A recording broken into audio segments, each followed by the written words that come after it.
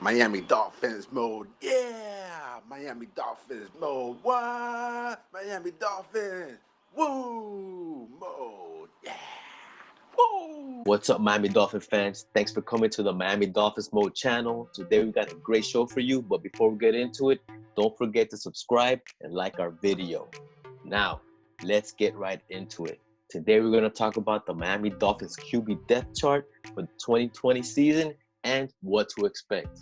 I'm here with my co-host, Juan. How are you feeling today? Feeling good, man. It's a good day to talk about the Dolphins, that's for sure. And today we're going to talk about the QB depth for the Miami Dolphins in the 2020 season. All right, and so letting the people on with that. Definitely. But before we get into it, I got to give a big shout out and RIP to the GOAT, to the Don, to the legend, Don Shula. May he rest in peace. You know, bigs up to him. All this is definitely, he was a big building block towards all this. So shout out to him. We're going to have the GOAT. All right. So let's get into this. Don't get it wrong. The GOAT, fool. Don't get it twisted. Numero uno. Winningest coach. Most victories out of everybody. And when he coached, there was only 13 games in the season. That'll be another in your video. Face. That's going to be another video. We'll talk about that. We're going to get into it to El Don. So let's break down this QB list. That's a perfect name. First, Don Shula. When you're the number one coach of all time, then you got the name the Don. Otherwise, that's it. You don't. But speaking of Dons, let's talk about Don Ryan Fitzpatrick. All right, he brought a lot of magic last season. Okay, so what are you expecting from him this season? Coming into this revamped offense, looking much better. You know, what do we see him doing with what he has now? Well, on other people, you would say for him to be better than the season before, but with Ryan Fitzpatrick, you never know. You know? And that has been his career thing. You know, one season he's great, or a few games he's great, and then another game he's horrible. It's completely different. Or one season he has a great season, the next season he throws up a dud. You know, it's happened in Buffalo with the Jets.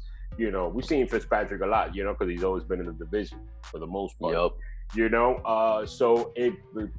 he's one thing you count that will always be consistent is that he's going to be a leader in the locker room. He's always going to be a guy that, you know, is intelligent, has a lot of experience, you know, as a team captain type of dude. You know, people, you know, go gravitate towards him. He just has that thing when it comes to making relationships within the football team and doing it quick, you know, becoming the popular guy. But the thing with him is throughout his whole career is just his consistency. His consistency has always been off, you know, like I said before, 1 year he's good, 1 year he's off. So, but I think he's in the point in his career where he's kind of seen everything. So it'll be a better chance for him to be somewhat like what he did last year. What he does is that he carried the offense on his back, literally. You know, just being able to read the defenses and being able to, you know, anticipate where the defense was going to be and where the holes were going to be for him to throw the ball. You know, I think that him throwing the ball to Devontae Parker, I mean, he's the best quarterback that's thrown to Devontae Parker. You know, he threw up a lot of 50-50 balls, but where it needed to be. Before with Jay Cutler, he couldn't do that. Ryan Tannehill was bad. I kept on saying to myself, why can't you just throw it up in a, you know, in a nice position where Devontae Parker can get it? There was a lot of years where Ryan Tannehill, Jay Cutler, all these guys, they threw it up, but it was a horrible throw. It wasn't a 50-50. It was like a 90-10. You know, and 90% a little bit. Yeah, and 90% it was gonna go out of bounds. You know, it was just horrible. I was just like, bro, you have this guy, you can't use him. That's something else. But I mean, Ryan Fitzpatrick, he did that perfect, you know, and he also did it with Gesicki. If you see some of the throws on the 50-50, you know, they were good. And that's why they have more of those. You know what I mean? It's just, and he's just his experience. His experience alone is going to propel his season, you know, in him getting the starting position, especially with the injury concerns in the beginning for Tua. And the team, they're already behind Ryan Fitzpatrick from what he did last year. So, he's getting a lot of love from the locker room, and he could do things. He could do things that maybe you wouldn't think about, like it wouldn't be on your mind. He might surprise you. To tell you the truth, Ryan Tannehill hasn't been on too many good football teams. When he was with the Jets, they weren't that good. When he was in Buffalo, they weren't that good. When he was in Tampa Bay last year, that was one of the teams that was pretty good. And what did he do? He had 400 yards passing, right? Created magic. Fitzpatrick magic. He had like 3 or 4 games over 300. I don't know. It was a record. I forgot the record. 300 or 400 yards. 400 or something. Yeah, it was something crazy. But and then that's what he brings. And then I think that he's gonna start, not because he's gonna be the better quarterback, because I believe Tua will be, but because he'll have that experience. He'll know what to do, and bringing in a rookie, learning under Fitzpatrick is going to be a good thing, So I think that he will be the starter in the 2020 season. I mean, I think he definitely has the highest percentage, chance to be the starter. And one aspect we also got to look at is new offensive coordinator, Chad Gailey, who both of them have spent 5 seasons together when they were with the Bills and Jets. Yeah. So, and that he played some of his best football there, right? When they gave him that big contract with the Bills and that first year with the Jets, he was doing great. Yeah. So they already know each other, so they're going to pick up, So they know each other. So can you tell us a little bit about that relationship and then what could come out of that? Because that's something that could definitely be used to as an advantage, having play with him before. And offensive coordinator that has played with him. Yeah, I mean, it's gonna make a major difference. I mean, so Shane Gailey already knows, what Ryan Fitzpatrick does good. He doesn't have to go through film. I mean, he could. I mean, he's gonna go through it anyway. But he's already been there. He's already been, like you say, he was with them with the Jets and the Bills. So they already went through heartaches. They already had conversations like this. So when he gets in there, he's gonna say, "Remember this year? Remember when I told you this? Yeah, boom." It's not gonna have to be a whole conversation about it.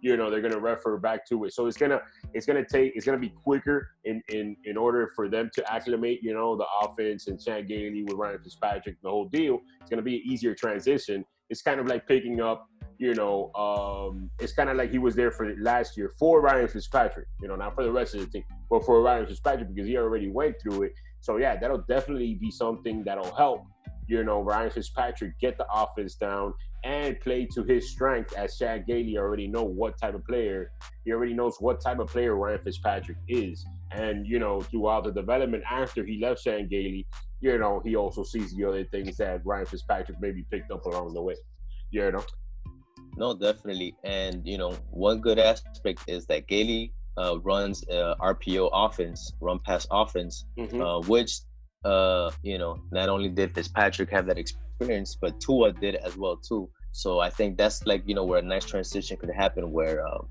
Fitzpatrick will showcase how it's done, and then Tua is going to be sitting back and taking notes all day. But Fitzpatrick definitely shined last year, especially at the end of the middle and late season. So, definitely high expectations for him, especially now getting Albert Wilson back, getting Preston Williams back, Gesicki stepping it up, Parker too. I think, although, Fitzpatrick has had his, his moments where he goes up and down, he could definitely have a very nice, consistent year. He could probably have his best year with the Dolphins, probably having his best, one of his best offensive line and receiving corps. Yeah, definitely.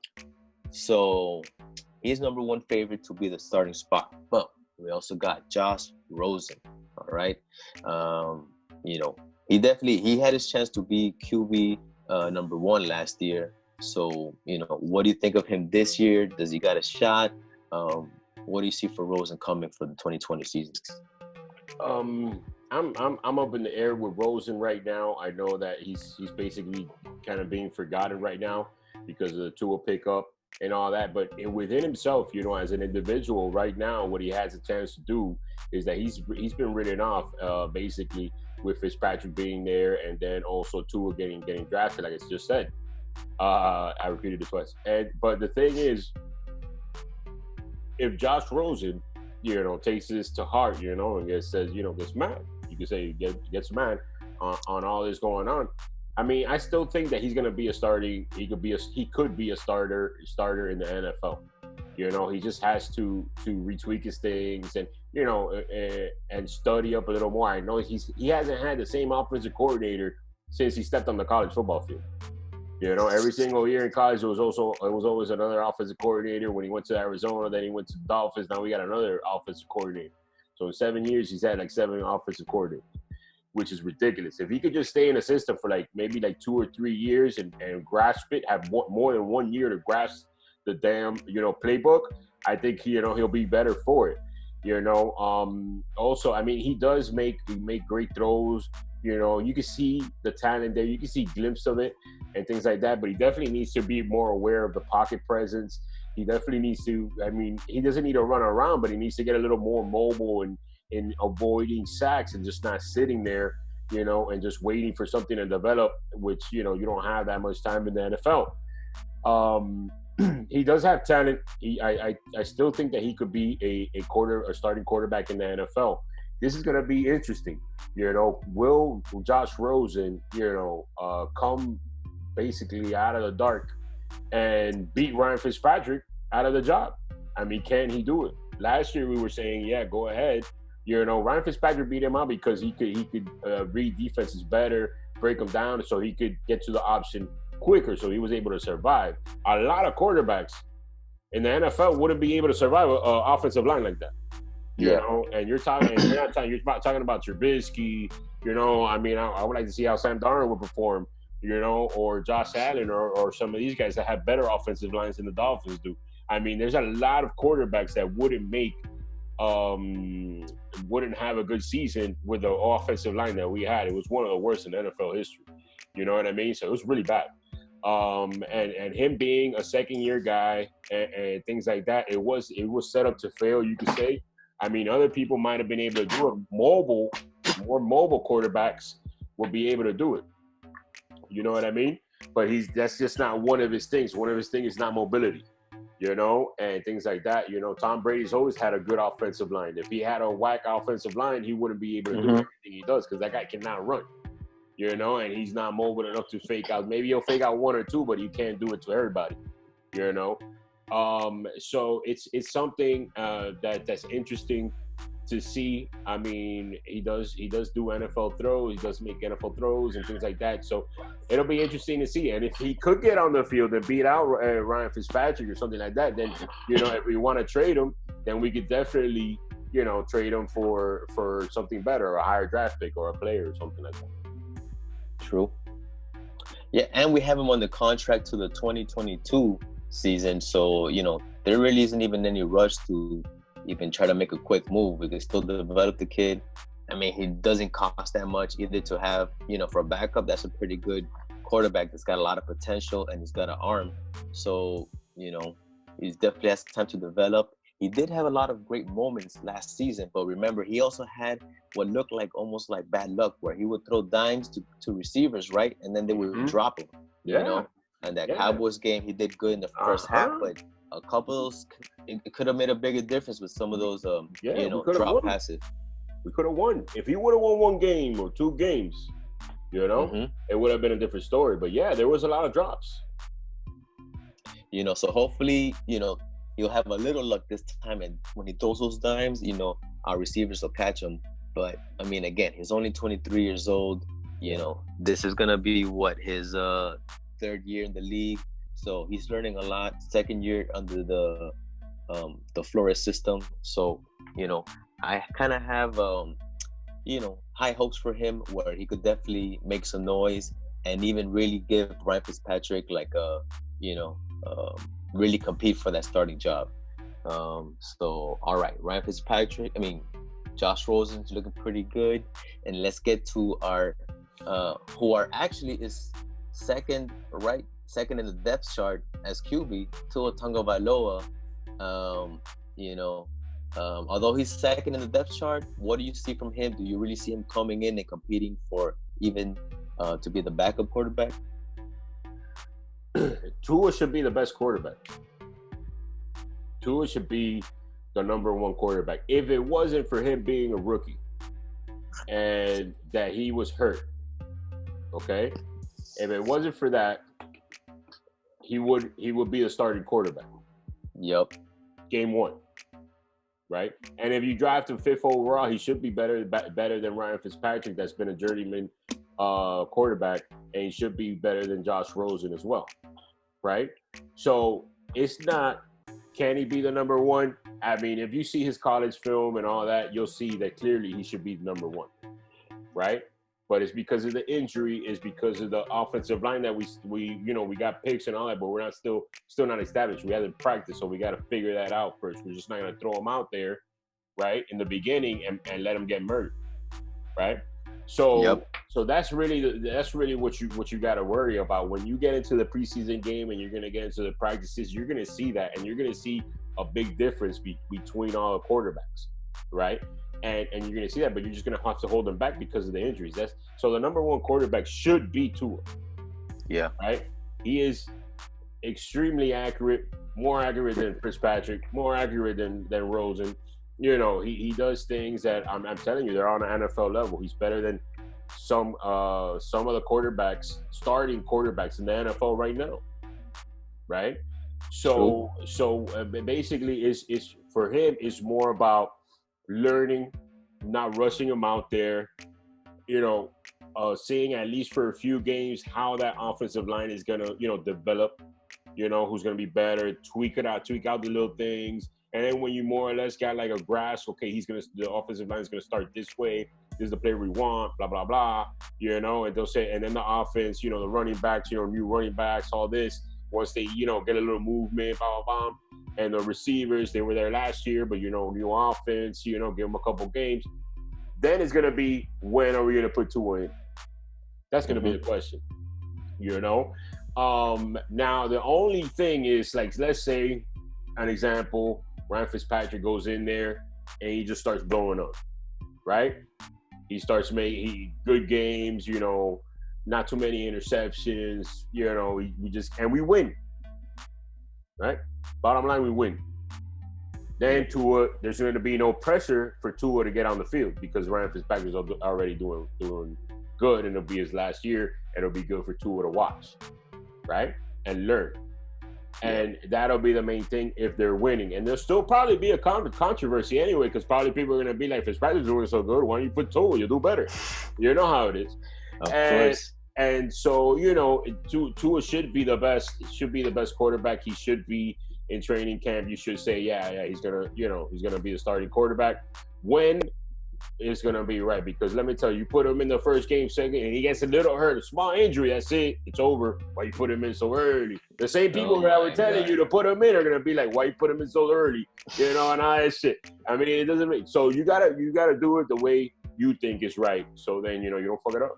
But the thing is, it's like I said before, man, he should be the best quarterback on the field as far as talents go, as far as, accuracy and all these things. But the thing is that he's going in with what is Ryan Fitzpatrick, a 14-year vet? Yep. A 14-year vet. Experience means a lot, right? And it's just going to be, it might be more valuable in the long run, which the Dolphins are going for that, the long run, which is smart, right? Of course. For Tua to be able to develop, and see things. If he's able to see a couple of things, he picks it up pretty fast, so it'll be pretty good for him. No, I think definitely best case scenario would be for him to just sit back and just learn the whole thing from the sideline, from different point of view. Plenty of quarterbacks have done it. Mahomes didn't start in his first year. And that definitely worked out for him. Aaron Rodgers didn't start, for a couple of years as well too. So, there's definitely no rush. If this kid's the future, why are we rushing him the first year? And we got talent at the QB position. Yeah. So to me, for sure, he is the most talented, and I think we're going to see a glimpse of that in the training camp, and people are going to be itching and excited and start wondering, should we put him in? Should we not? Should we put him in the first half, in the second half of the season? Relax. Shut the hell up. Just enjoy the game. Relax. It's only year 2. So, let him chill. So he's definitely the most talented, and just redshirt him for the year. Yeah. Yeah. I And mean, I then don't think he's gonna get redshirted for the year. I don't think so. I think the only way he gets redshirted for the whole year is if we win. And we're like top and shit like that, and then we're like in the playoffs, and that's if that happens, then he's not gonna play. But if we start losing, and then we're really out of contention, then they're gonna put him in. You know what I mean? I mean, you don't want to sit him for the whole year if you might give him like at the end 4 games, 3 games, something like that, so then he could play the game too. And then get used to the speed and see it, in there. But I don't think he's gonna sit for the whole year. I'll give him 1 quarter. That's it. I don't want to see him for a game. I don't care. Put Josh Rosen, do the Wildcat, whatever it is. Just let the kid learn.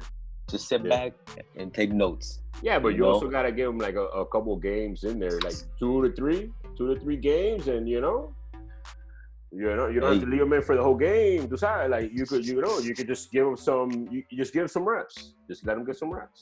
That's why we got practice during the week. Practica. That's it. Practice, and then you're gonna practice. You're gonna practice writing notes on Sunday. It will not happen. He will play. I will make a bet right now. Yeah. He's not gonna play 1 game this season. Oh yeah. You think the fans are not gonna say, put it Tua. I'm gonna be screaming, shut the fuck up. Okay? Relax. Okay?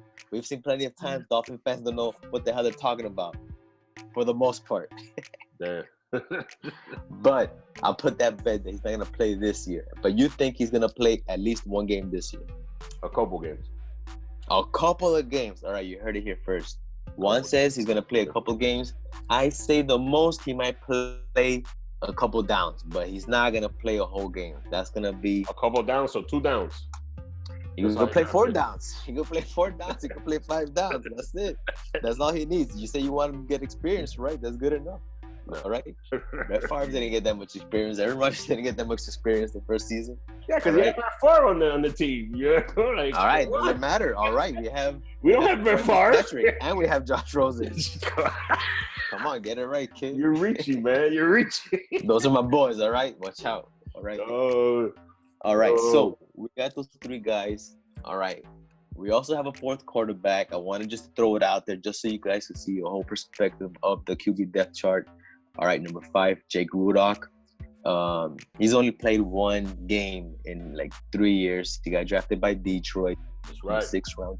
But he's good. I mean, last year in the preseason, and I think we're going to see some of that this preseason too. He did really good in the preseason. Mm-hmm. And I think for me, most memorable was that last game where he started the whole game and he quarterbacked against, Taysom Hill and Bridgewater, who, Bridgewater is now the starting QB. And, he put up great numbers. He was 22 for 29 for 229 yards and a touchdown in New Orleans. So I like the kid, what we saw. I think we both were, we both were had positive things to say about him. Yeah. What do you think about him and making some noise in this QB depth chart? I mean, last season in the preseason, he did good, man. He was a good manager of the game manager. He doesn't have like the greatest arm, but he makes good decisions with his throws. He's been in the league for a bit. I think for 5 years now. But yeah, when in the preseason, he definitely looked good. He definitely looked better than what you thought he would be. He moved the ball around, got first downs, got touchdowns, and things like that. And I mean, granted, he was going against a 3rd team, but 2nd and 3rd team like that. But still in the competition that he was with, I think he balled out. He did a great job, and I like him. I like him as depth for the quarterback. It's just that now we got Fitzpatrick, Rosen, Tua. Is there any room? Yeah, it's getting pretty competitive. But definitely I think after, there's also a possibility that Rosen gets traded. You don't know. You're not there. So, that's true. So you never know. So you never know. It just depends. But as far as him playing in the preseason, and showing you what he had. He has something. There's something there. Yeah, I definitely think so. You made a good point too. I remember seeing him when he played. He just looked like he made good, confident decisions, and it's like if he you know, he studied the game and he knew where his hot reads were, where he wanted to throw it, where he needed to. So that's what we liked about him. So you know, he knew it's what gonna he be was doing. Interesting. Yeah, he's definitely a dark horse within all these QBs. You know, so in the end, you know, like what you said is true. You never know. Last year, you know, we thought we knew how the offense was going to look, and right before, you know, the last cut, everyone was practically cut. So I think there still will be surprise, you know, moves this offseason, so you never know with the QB situation as well too. Yeah, you see what Chris Greer and Brian Flores do. It's like from one week to another, you know, and so you never know. We gotta find out. You never know. Okay, but what do you say? How many starts? How many games you think Tua's gonna play next year? You said. I don't think he's gonna have one start. I think if anything, he'll play like in the second half or something like that. I don't think there's no way he would play, because even if, let's say they because first of all, if I think the Dolphins will be competitive to the very last game, just like last season, because I don't think they're just gonna smoothly win the division and they're gonna have, you know, they don't have to worry about the last 2 weeks. So I think Fitzpatrick for the most part will be starting. And second, if it gets to that point, then that's why you have Josh Rosen, and I think he'll be able to step up, barring, you know, knock on wood, injury or something like that. But that's why I think, you know, they're not gonna really think about even putting Tua in a game, because it could be more disastrous if something was to happen to him just for putting him on a meaningless game. Yeah, I mean, I think if they go to a playoff run and they try to make it to the playoffs, he's not going to play any games. But if they're out of the playoff contention, he might get a couple games in there, 2 or 3, maybe 1, 2 to 3, something like that. I don't know what it is. You know, it depends on how the season goes. But yeah, I mean, especially at the ending, you know, just like Patrick Mahomes, his first year, he had 1 game that he played in, the last game, right? He might get a little more than that, because over there, you know, they were closer. They had a lot at the end. They didn't get it to the playoffs, I think, right? Yeah. At the end, I don't remember actually. Yeah, I don't remember either. But yeah, I think it was at the end, like that when they missed the playoffs and they said, all right, look, in the last game we're gonna put you in. Maybe something like that. It might be 1 game, might be 2 games, you know, and things like that. Because if we're out of contention, they'll probably try to put Rosen in just to see if they get some, like, you know, value out of a trade or something. That too. That's why I would think. And then at the end, they'll put into it. You know, it's just crazy, because now we didn't have a quarterback. Now we have 3. Now we got 3. Now we got too many QBs. No, you know. But it's a good thing. It's a good thing to have. It's definitely a good thing to have. So yeah, that's definitely how we're breaking down, you know, the QB situation. More to come once training camp starts, so it's going to be exciting, and I can't wait to see what's going to happen. Yeah, me either. All right, and don't forget, Tua's not going to play a game this season. You heard it here first. I don't think so, Brody. He's going to play. The fans won't let him. If they're out of contention, you know, everybody's going to be like, Tua. You never know. He might start. Yeah, I'm telling you, he's going to play. He is going. Yeah, especially the way that.